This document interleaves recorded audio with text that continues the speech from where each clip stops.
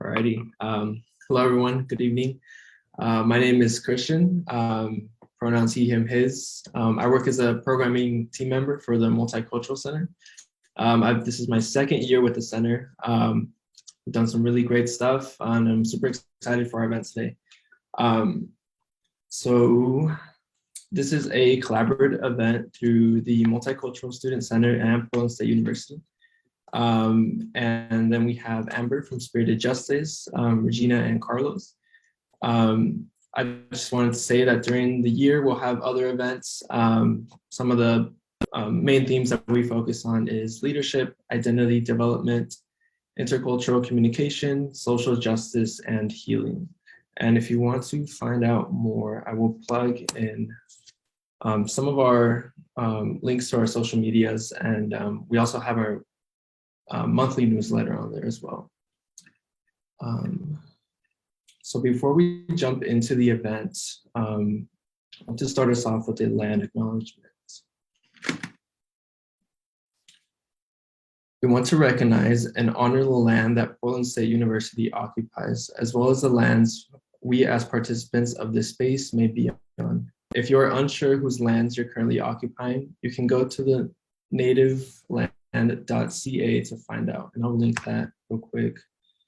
Because we are in a remote environment and we're all coming in from different spaces. It's also placed, I've put on the screen, but located in the heart of downtown Portland, in Multnomah County. PSU stands on the traditional and ancestral homelands of the Multnomah, Klamath, Clackamas, Tumwater, Motala, bands of the Chinook, and Tualatin, Kalapuya, and many other indigenous nations of the Columbia River. There's inherent responsibility as settlers to honor, learn, and recognize that as settlers, we are only here as a result of the forced sacrifices, continued colonization, systemic violence, and strategic displacement of original and rightful stewards of this land and other indigenous peoples who were stolen from their lands. In honoring the lives that we have lost and the impacts of this violence, we must also give thanks to the descendants of the indigenous native tribes who continue to carry on their community legacy in resilience, survivance, creativity, and brilliance. I will now pass it over to Jason. Hello, everyone. My name is Jason Grajales. My pronouns are him, his, his. I work as a programming student program director, sorry, over at the Multicultural Center. There are a couple of ways to stay engaged during the event. We encourage you to privately message either myself or Christian to ask questions to our panelists that will be answered at the end during our Q&A section. You have the option to ask the presenters your question directly, or you have the ability to ask us to read it for you. When submitting your question in, please write whether or not you personally like to ask the question, or by default, we'll read them aloud to you. And now I will move on to our presentation, and Amber, I'll pass it on to you both. My name is Amber Boytston. I'm with Spirited Justice, and today my friends and I, Carlos and Ragina, are here to talk about Liberation Praxis. And I entitled this conversation Liberation Praxis because I wanted to encapsulate a little bit the embodiment of what it looks like to weave our pathway to liberation. And I'll also start by saying that I'm a parent. I'm the founder of Spirited Justice, and we focus on equity and justice and abolition, mindfulness as a pathway, as many pathways to Black liberation. I was born in Portland, and have spent a lot of my life really focusing on what healing from the inside out looks like for both cellular and epigenetic healing across the diaspora and my family line, and also just for really finding like a steady footing in this world and being able to bring my gifts. And I am so excited to have my co-presenters here. They are both people that I really look up to and revere in terms of the way that they embody just being truly who they are in each moment, and just being Black people in this world. And first, I'd like to introduce Ragina. Hi, I'm Ragina. I was born and raised in Portland, Oregon. I'm a parent and an organizer. I've been organizing since I was in grade school. I've made the fight for Black liberation my life's purpose. I often bring my children into the work that I do. And every day is just working to decolonize myself and working towards liberation of my own life. Thank you, Regina. Thank you. We have here Carlos. Hi, my name is Carlos, they, them. I am principal and founder of El Porvenir Services.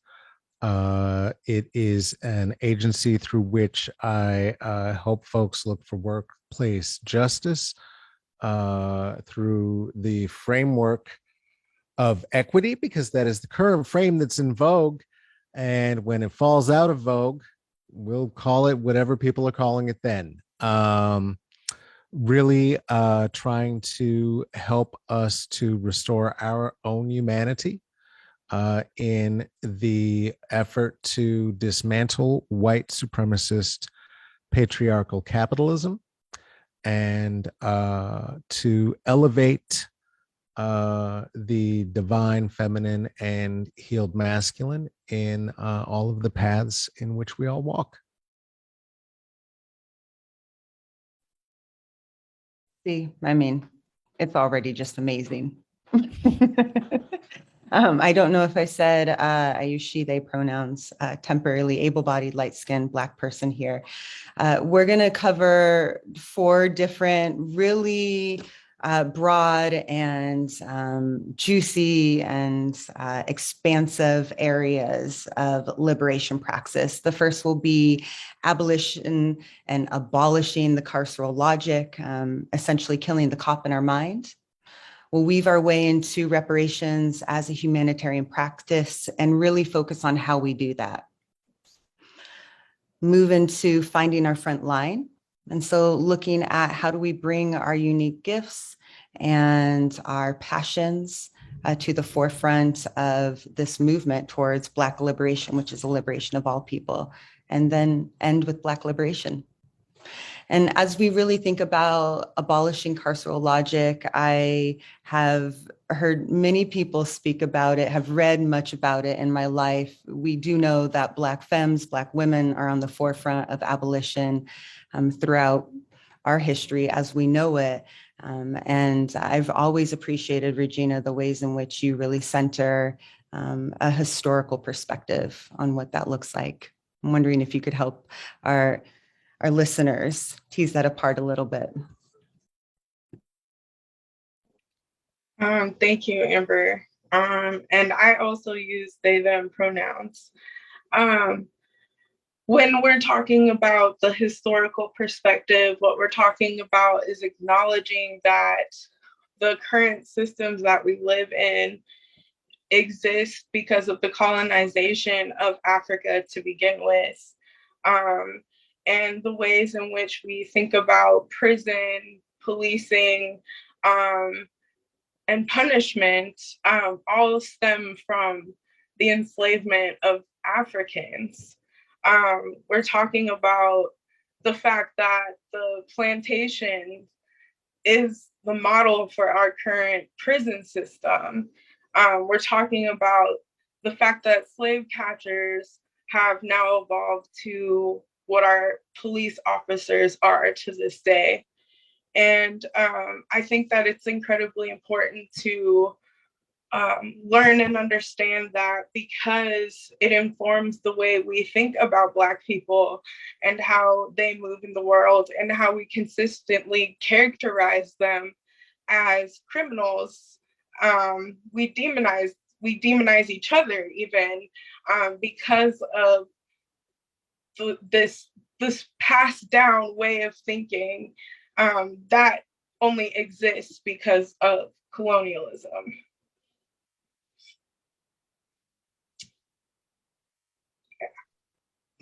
Thank you. Absolutely. Yeah, I think it's living and breathing, right, within ourselves too. And so it's that everyday practice of uprooting it. I don't know who said it, but I often repeat the phrase like it's colonialization is not the shark, it's the ocean. And so the idea that it's like so much a part of every single person that it is an every moment practice. Right. It's I mean, it's generational, you know, like the way that we think about Black people, the way that we as Black people treat each other is passed down from this, like these white supremacist ideologies that we internalize without even realizing it, because this has been happening for hundreds of years.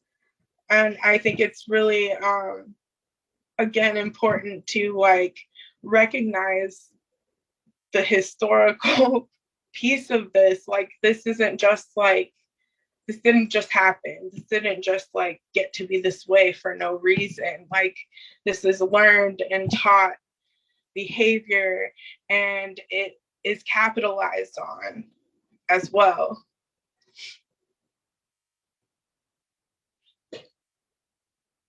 How do we dismantle that in our relationships? How do we break down the way that we treat each other, punish our kids? In what ways does that stem from the abuse that our ancestors received on the plantation where it all started, where the keeping and trading of people started?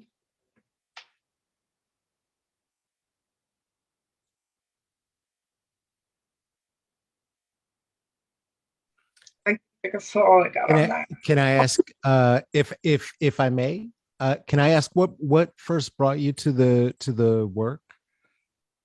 Was there yes, absolutely, yeah. So I actually grew up in Milwaukee, Oregon. Mm. I was taken from my mom at about 6 years old, and having to live in an all-white suburban area, I was exposed to a lot of racialized violence. And that was in my neighborhood, that was in my school. And it took really learning about how and where these behaviors that I'm experiencing come from, to start the process of healing, like understanding why this is happening to me as a person. And that really started from me in about like the 5th grade. I think that was probably the height of some of the violence that I was experiencing. And I was asked to do a project. And it was, of course, you know, Black History Month. And we were supposed to do a project about the persecution that Black people were experiencing in our country. And I decided to take that moment to try to get my classmates to understand what I was experiencing. I separated the room by the color of their eyes. And my teacher, you know, went along with it and would hand out candy. At first, it was the kids with like the brown eyes, and they would get candy and get to play games. And the other kids had to stand there and watch. And then at some point they would get to switch. And even though it was kind of like it was a small, you know, I'm 12 years old trying to make an impression on my classmates. I think getting them to understand that they're being deprived of something because of something they have no control over is important for 12-year-olds to understand. And I kind of just grew from there. Constantly reading, constantly trying to educate myself. And, you know, when you're young and you're the only Black kid around, it's really like learning to love yourself. It's really about that. When you're taught that you are nothing because of something you have no control over. How did you hear those messages? How did those come to you? The idea that you were nothing in that community. What was that like? It was incredibly difficult. It was constant. It came in the form of just like insults, teachers calling you a liar, not believing you, not listening to you, kids calling you a nigger, kids attacking you, Physically. And it was constant. It was constant for a very long time in my life. And all that I could do was turn to books, learning about who I really am, to protect myself with the knowledge that this was all orchestrated and that my people are great and powerful. I just want to say that I think that young child was doing something amazing. I don't think it was little. Thank you. And that I think that you're great and powerful. Thank you. Got me tearing up. I appreciate that. Yeah, no, it matters. It matters, right? It I mean, does. not seeing yourself reflected that way and being tortured by your peers, by the teachers surrounded in that. Yeah. And finding a way through that, you know, I the vulnerability that you're sharing now, I think is important, because understanding where, you know, that for young people getting into the movement and aging into the movement is not a choice. Right. It's literally you do this or you die. You do this or you let them kill you. And knowing why they are the way they are and how things got to be this way is incredibly important. Yeah. Thank you so much. Yeah.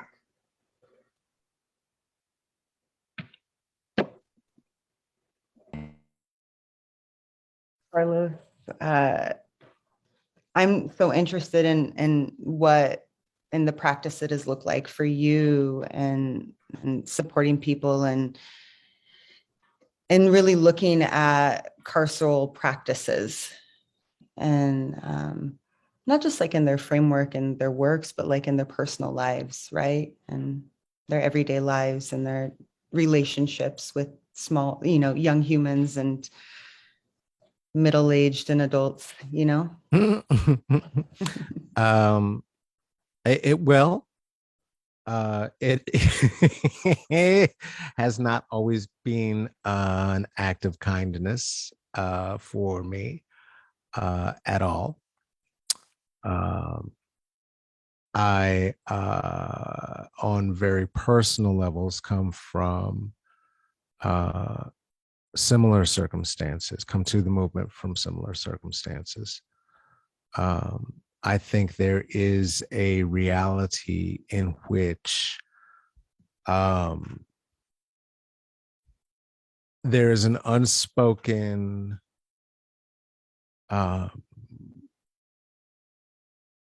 unidentified group of Americans who are Black and brown Americans who grow up in majority white settings. And that is a reality that is very, very, very rarely spoken to, right? And it's, there's so many reasons for that. I want to be clear that I think it was, while perhaps misdirected, it may have landed the wrong place. That the move of so many of our parents, grandparents, ancestors, who were seeking liberation, finding themselves in circumstances where a clear understanding that we live in a punitive and carceral system in which freedom and a freedom from a punitive system is based in an adjacency to whiteness. And the darker you are, the worse treated you will be in any part of whatever community you happen to belong within the United States. That those are just the baseline rules. Few people understand that more clearly than a 5-6-year-old child. And I mean that very clearly, and I mean that about all children. White children know the rules. Otherwise, they could not enforce them. Now, I'm not suggesting that they're doing it because it is core to their belief system. It may not be. It may simply be that they are imitating and aping the actions of their parents and that they've seen at home. And that then gets introduced onto the playgrounds, onto the fields. And so for those of us who have been there and had existed through that, the want to be able to protect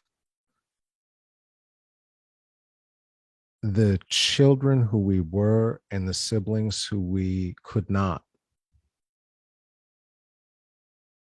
in the third grade as they were second graders. As a parent, realizing how old that actually is and having to realize that what I hold as a baseline memory is trauma. And that no child should have to face that. And it translated many ways, right? One was learning how to be real good at not fitting in, how to be an expert at it on purpose. If I don't fit in, fuck you, I fit in not the best. And became a bit of an extremist at that. Trying to and wanting to create safer spaces and to honestly police whiteness was many years. Yelling at white people about whiteness was many more years, well into my adulthood, as a trainer, as a stage presence, as a rapper, as a comedian, what have you, and as an organizer, giving speeches, being very fiery, finding ways to tap into a shared humanity has always been part of it, though, because the whole goal has been to not show white people that we are human. We know we're human. It's to remind white people that they're human. And for them to remember that, right? And to start acting like, I don't know, people. And instead of barbarous cops. And trying to find ways to navigate that with a very clear awareness that that's happening, and always holding that in perpetuity. I think only now, as as the whites have begun invading my beard,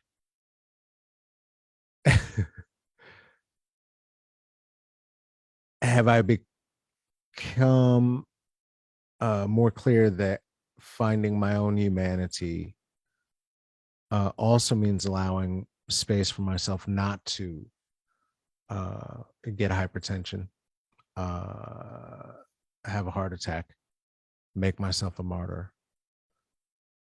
Because also, who does that benefit? Who's burdened by that? And too many Black children have been left with the weight of that, and their activist parents, and this false belief that if we, martyr ourselves to the cause, somehow suddenly we're there. And so, rather than that, trying to live in freedom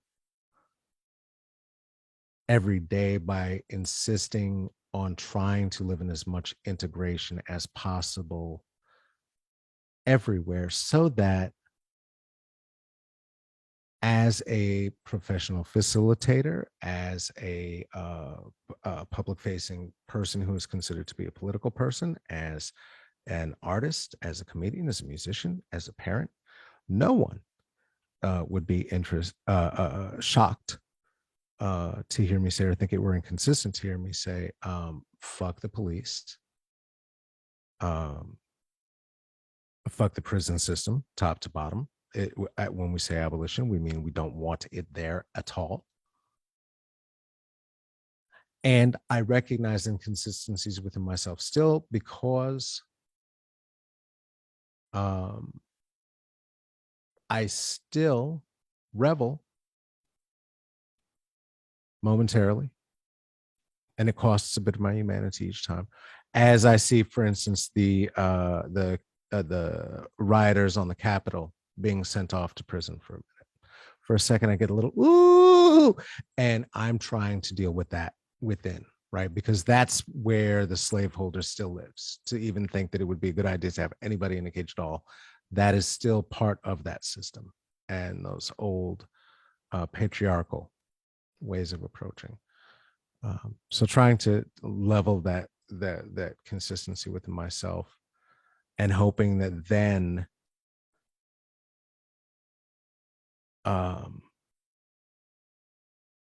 I can share it. I don't know, and by doing that, hopefully it feeds the rhizome. It feeds the rest of the the living organism, so that we can all be a little closer to being vulnerable and being free. I marvel so much at how Eating off of white joy, because that's what feeds it all. You have to eat up all the white joy so they don't get any of it. Sorry, that I forgot that part of the recipe.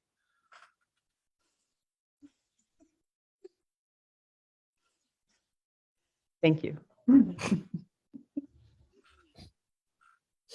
I really do feel like, if Black people can get to this space, like if Black people can get to the space of being like, we are consistently, as you have said, Carlos, like, dealing with genocide and fascism, right? And if we as Black people can consider what really centering community and liberation and justice and safety focused spaces looks like, I feel like white people can get there, because we are consistently having to rise in the face of every single moment, and especially here. I mean, where we're well, two of us used to be, Ragina, in Clan Central, in the Pacific Northwest. I think that a lot of people hear abolition and obviously think about, abolishing the prison industrial complex. They consider, the medical industrial complex, educational industrial complex, and they understand maybe systemic fascism that's alive and breathing, and anti-Blackness. And then there's like a complete disconnect for reparations, like the understanding of unearned generational wealth, and then how to really distribute abundantly. Is like like the level of, I don't know if it's cognitive dissonance or there's a lack of humanity. But I want us to just sort of help people understand that a little bit more.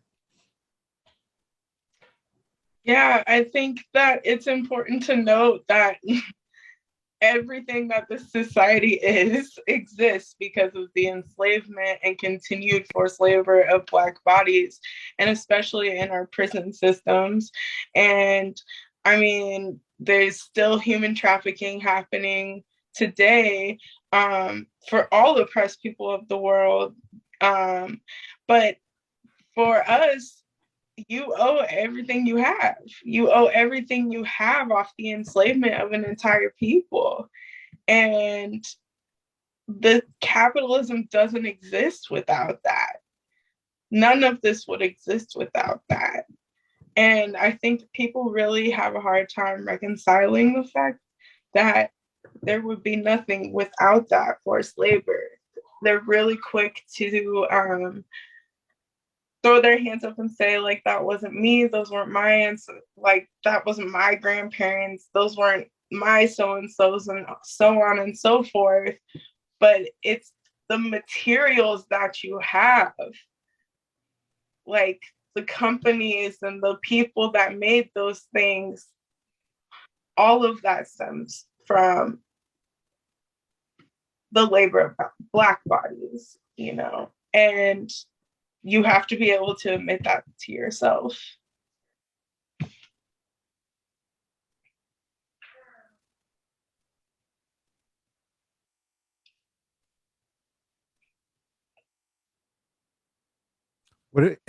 Are there some, and I can think of many, right? But I don't want to talk about it. I want you to talk about it if you can.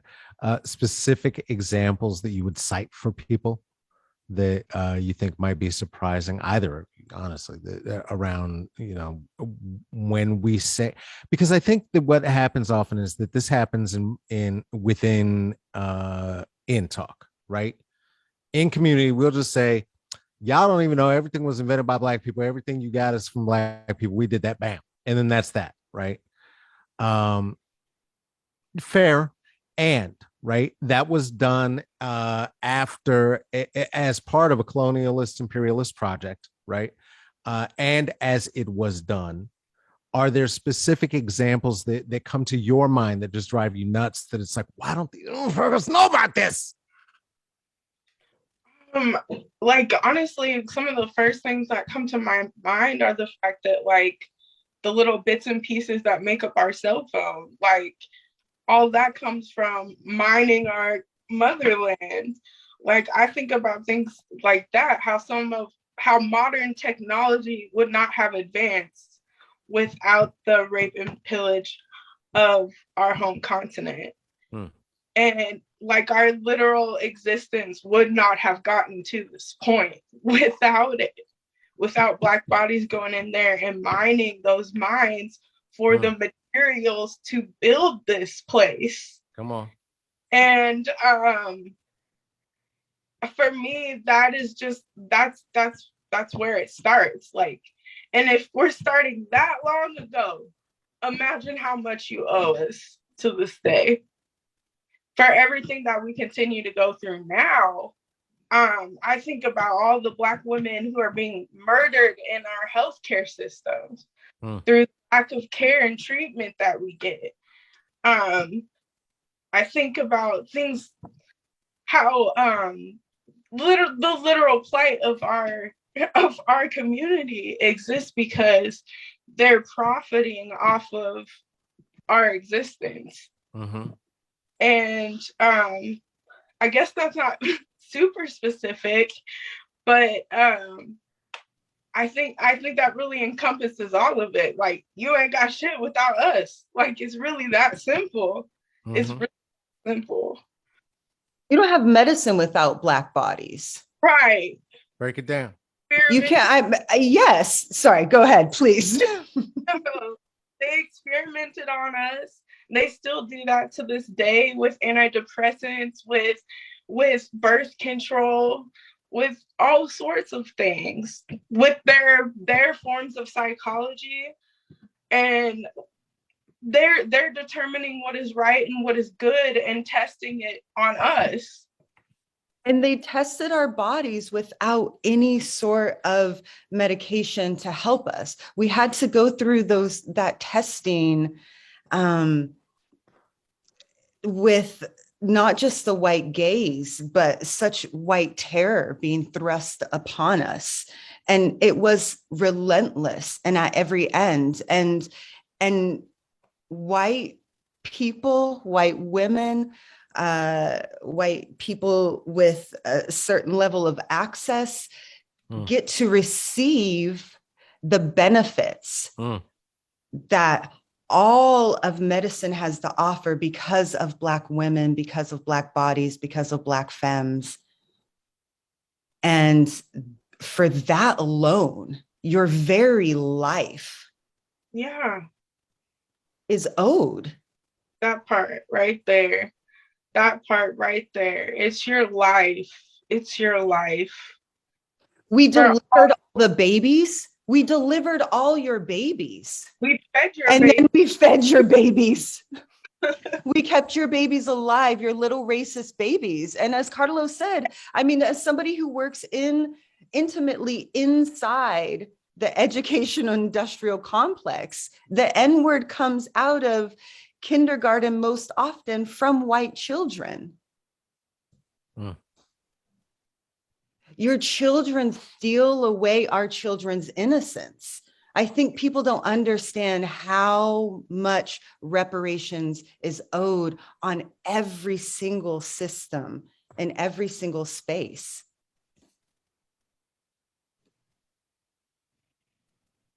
Yeah. Go ahead, please. It's got to be in the trillions, right? Like, if I'm just trying to guess and think of a number, you know, like, because this has been going on for centuries. And I see the way that it continues to this day through the erasure of like all that we are. Like, they are trying to like take away from everything that we are and commodify it and benefit and profit off of it. And it's just like it's genocide. It's genocide. It's really what it comes down to, is what it is. And that's what they're trying to.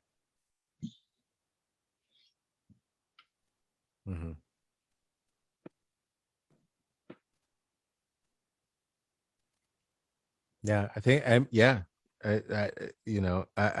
was, I was debating how many jokes is to make, and it didn't seem like there were many that felt right just then, right? I mean, the reality is that what each of you was speaking to, again, in a carceral system in which there is one singular class of people who is constitutionally written to be the enslaved class, such that it will fuel the capitalist infrastructure of an entire nation, and consequently an entire world.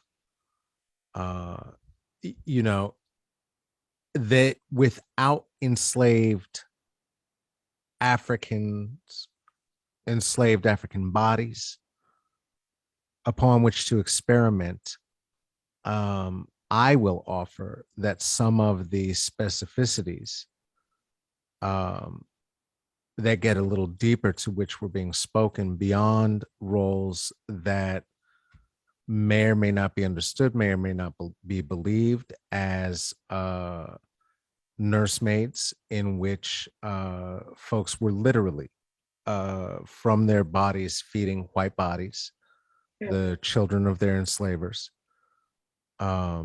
many of whom were the result of the slavers raping other bodies on the same properties for the purpose of procreation, such that they would have more property, thereby more wealth. And that the entire fields of gynecology,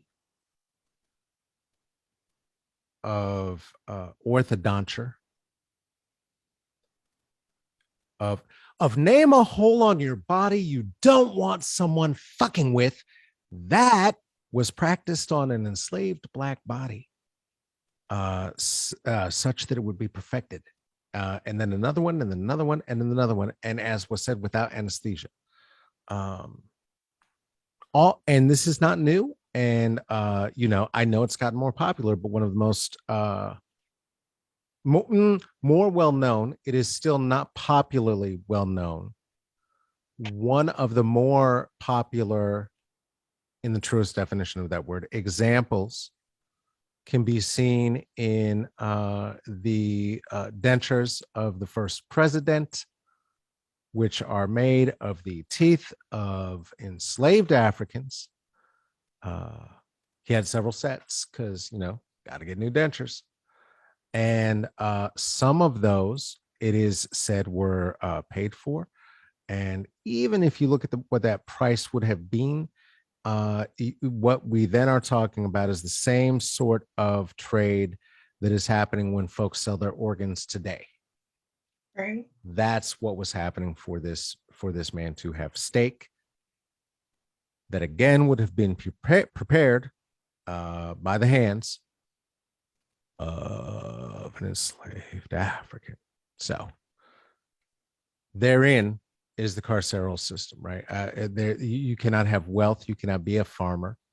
When they talk about being farmers, again, in the historical sense, a farmer is a planter, is a slaveholder in this country. So remembering that, and knowing that there is no such thing as history. History is a weapon of whiteness, so that reality can be buried. When you see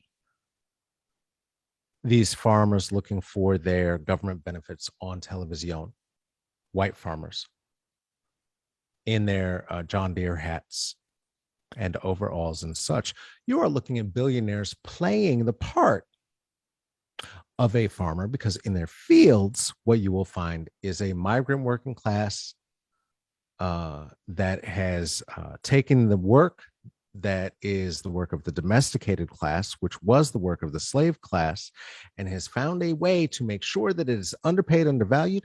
And there are still folks on this planet, in these very United States, working in both slavery and still trying to work their way out of sharecropping, Right. alongside the nomadic classes of folks, including detribalized natives who have crossed many white borders to follow work where it exists.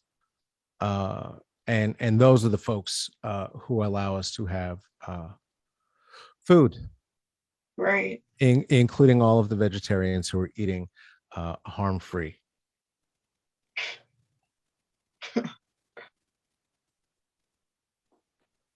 So the carceral system's the whole thing, Amber, I think. I don't know. It's the beginning and the end of the white story. Yeah. Yeah, very much so.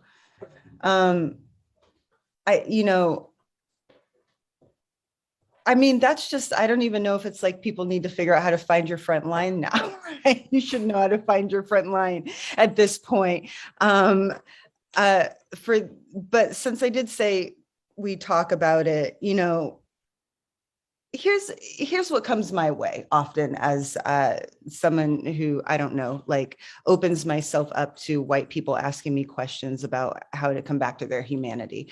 White people often ask me, like, what do I do? How do I give? How do I help? How do I make a change? And then they focus on one person of the global majority, or one family, or one group, or one cause. And I just would invite everybody who's been listening the entire time to really consider that, you know, anti-Blackness is so pervasive and so, and also really, really tangible, that immersing yourself in African and Black culture across the diaspora, and you know, many different cultures across a global majority, at every single end, and also decolonizing, should be pretty straightforward. I mean, as we're holding this conversation during Black History Month, I would be remiss if I did not bring up the fact that, you know, there should be more than enough knowledge and wisdom every single day to fill every room, you know, about people of the global majority. It's not just history; it is the very essence of our life. What Brown and Black and Indigenous and POC identifying people bring to this world. And so, when I think about finding your front line, it's like, how do you really, really root yourself in a sense of what humanity looks like, with Black liberation as the focus?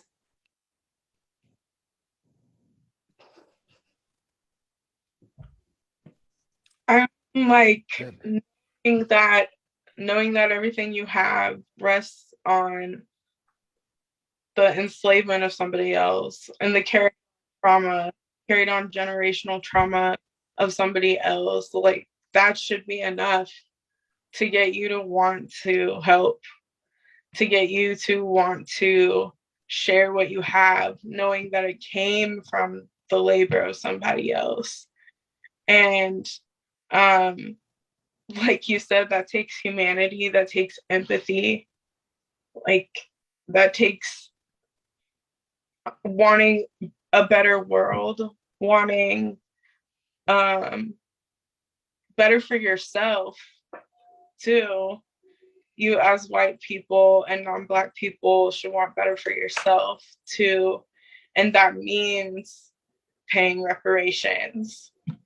And that means, like, putting forth labor for Black and Brown people too, for people of the global majority. Sweat equity is a thing, you know, do things for free for Black and Brown people.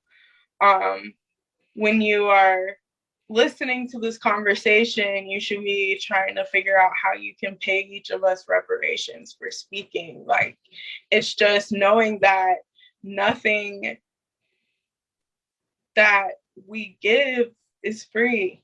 It's not free. Like, and we've more than earned the right to the generational wealth that you've amassed off of us.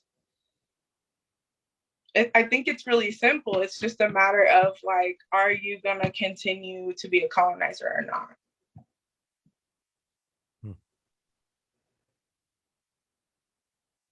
Very well said. I don't have anything to add that's going to be useful to that.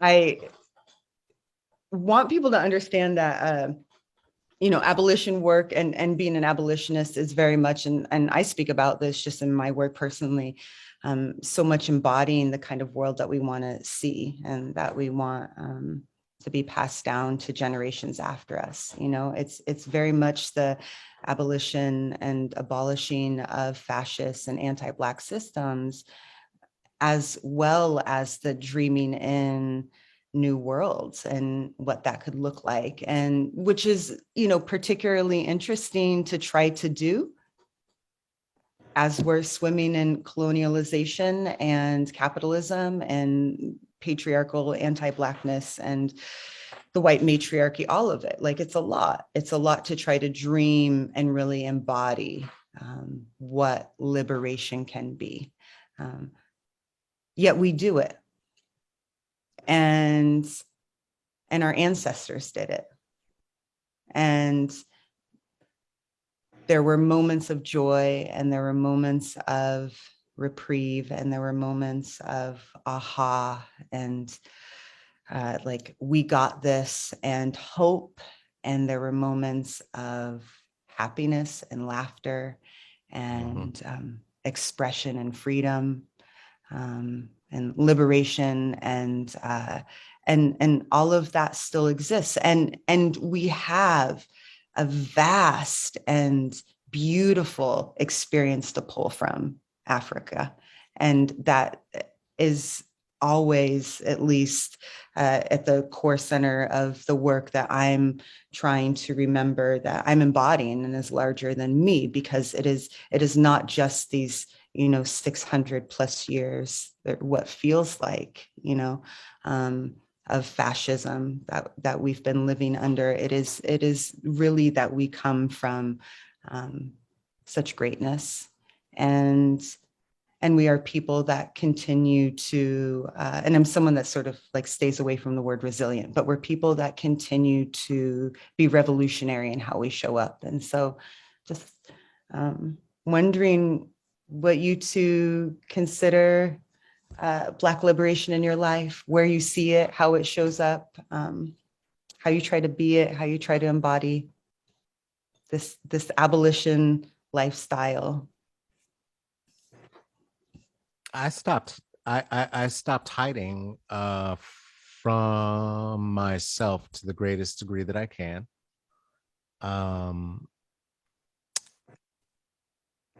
And again, for brown people, for Black people, to give ourselves freedom in this country, give ourselves permission in this country to allow ourselves fullest expression of whoever is in your greatest alignment, can often mean that you're out of alignment with whatever the workplace is and looks like, and their rules are. I don't, I think it is pretty apparent upon seeing me, anybody who can, that I do not fit into the workplace easily and readily. If you are a person who is only listening and cannot see this, I am a tattooed, but I'm a tattooed from the generation of those who've been being tattooed, from when being tattooed was seen as a socially completely unacceptable thing in the world. So I'm pretty heavily tattooed at this point. That, along with other parts of how I look very Black, are light-skinned, are part of what make it difficult for me to be in the workplaces. Also, I don't do macho dress and all that bullshit. And I don't code switch, and I won't code switch, right? Either I try very hard, and I'm getting better at not code switching along lines of gender, because I don't believe in lines of gender. It seems an artificial construct designed for colonialist barbarists to keep their power, and an aristocracy that is unearned and undeserved. And to show up completely in my ideas and identities, such that if they are harmed, stepped on, violence is created toward them, I will speak to that, and I will speak to that in the moment, and in any moment, wherever on earth I stand. It's not safe, but it is safer than allowing what happens if I internalized that policing, and when I internalized that policing, I'm an old, I learned how not to. And yeah, that's, I think that's the main thing is, right, learning how not to internalize the policing anymore, to the degree of like, well, if it is what I find to be true and authentic and wonderful and beautiful, and that is how I want to see the world, and art is what I want to create in the world, then the art is what I have to be in the world, which means I have to start with the first project being me, and making it smaller for the comfort of a world that would have it be hidden such that I might be safer, just cannot be. Yeah, I don't think I could have said it any better. Coming into my most authentic self, learning what that is every day and integrating those parts of my identity. And I think I said it earlier too, that like studying, I find myself going back to the works of Garvey and Malcolm X. Right now I'm reading about African Internationalism by Omali Eshiteli. And I'm finding that like gaining more knowledge and being able to share that with my children is part of that decolonization as well. And then I think that engaging with our community and showing up for them authentically is part of that too. And I think Carlos mentioned earlier, you know, not martyring yourself. I think that's part of it too, not falling into the expectation that we have to be strong and resilient. Living the way that I do naturally, doing what I do naturally, and just allowing my children to do the same. I think that's really huge. I mean, you two talk so much about that internal work, which is where it has to start.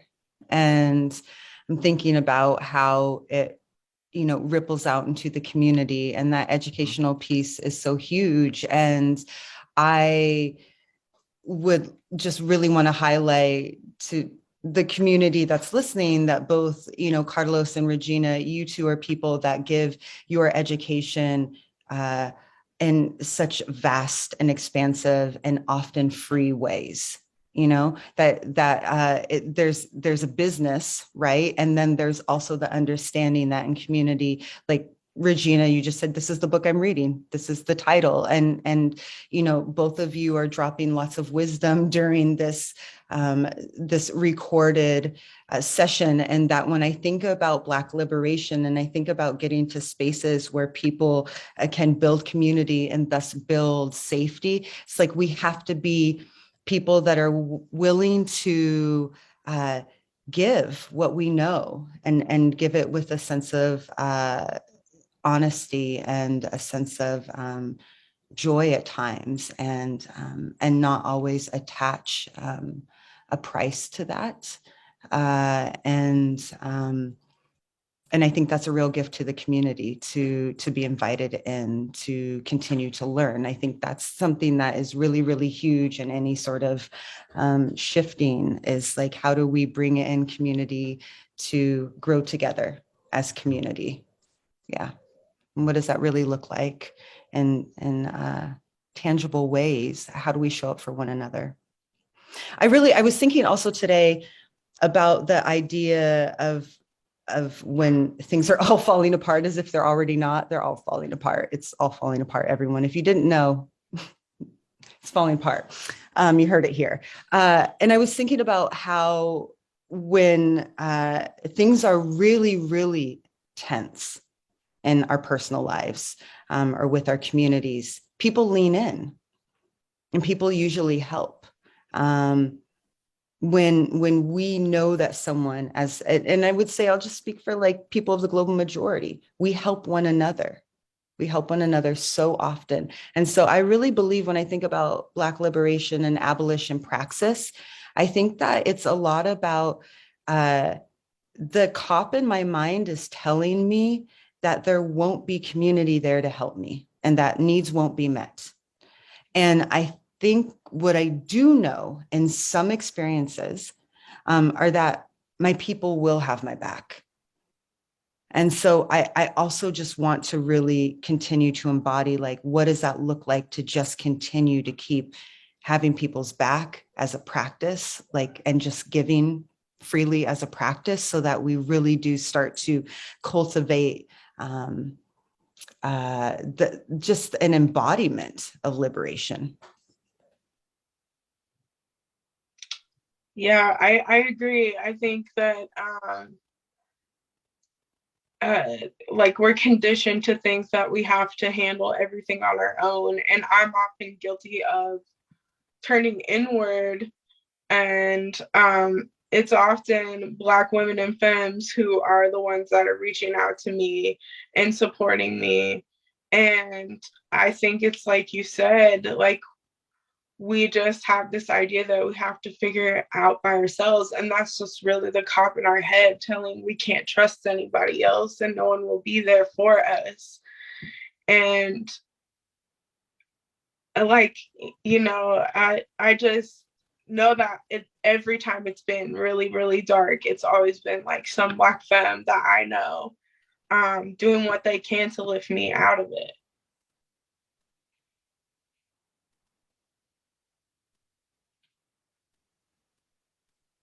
That. Is that it? We doing questions and answers or something? What we doing?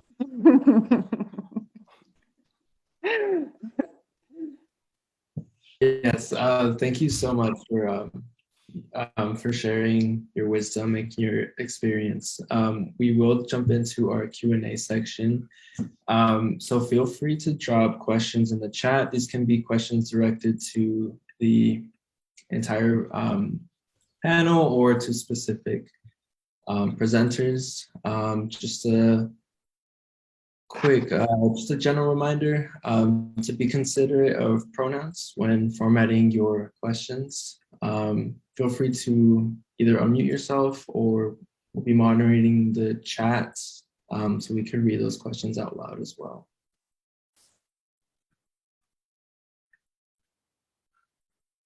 If you have any, doesn't have to be. Well, while we're waiting, I would like to acknowledge that, Ragina, you're on East Coast time, and I so thank you for staying up because, you know, we're already staying up late over here on West Coast time. So thank you, thank you, thank you. Appreciate you. Oh, Lord.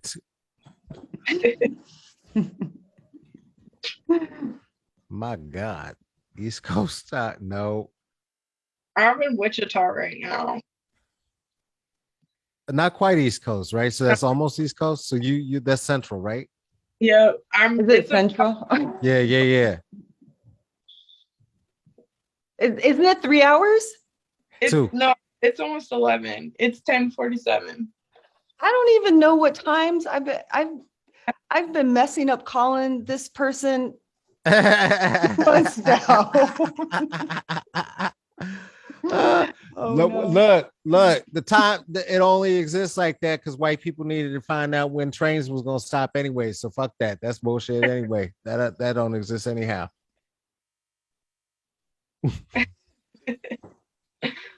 Man, that's friendship. Thanks, Regina. Didn't say anything. Missed every single call an hour late. If people want to find y'all in the future, where can they look for you? Carlos, where can they find you? Oh shit. I don't know my handles. I don't Okay, Regina, where can they find you? All right, I'm gonna look at mine. Yep, look. I'm Ragina, Facebook and Instagram. I know my stuff. I know stuff. I am at El Caballo Negrito for the monolingual. Good luck. That's at Instagram. It's El Caballo on the Twitters. If you look up my three names, I will be there in your Bing. In your Bing search. I know that's what you use. My Venmo is capital R and then Regina and then all caps Rage. What They asked what Venmo was. Venmo handles? Oh God, it's in the chat. Okay, Kristen. Thank you. Amber, what's yours? Spirited Justice, all lowercase. Do you know yours, Carlos? I do. Yes, it's Carlos dash Windham. For the monolingual amongst you, Carlos is how you properly say that name. Dash Windham. I believe that's how y'all say that name too. I don't know. I speak pretty good slave trader though. So at Venmo, Carlos dash Windham at Venmo. Someone asked what brings us joy. That moment brought me some joy.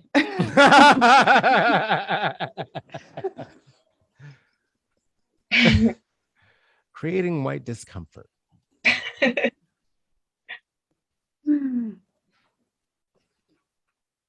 My kids bring me joy. My kids are they're fully themselves, and I love learning about authenticity from them. Like, kids have no barriers, and they emulate what is around them. And I feel pretty proud of who I raised. So they bring me the most joy.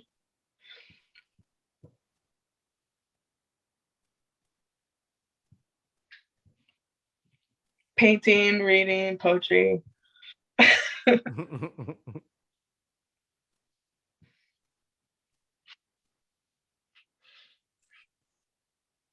Yeah, I got some PG answers here. I really enjoy laughing, and I really enjoy I just enjoy when, during this pandemic, decade-long pandemic we've been in, just the times I've been able to get with community safely. That's been really dope.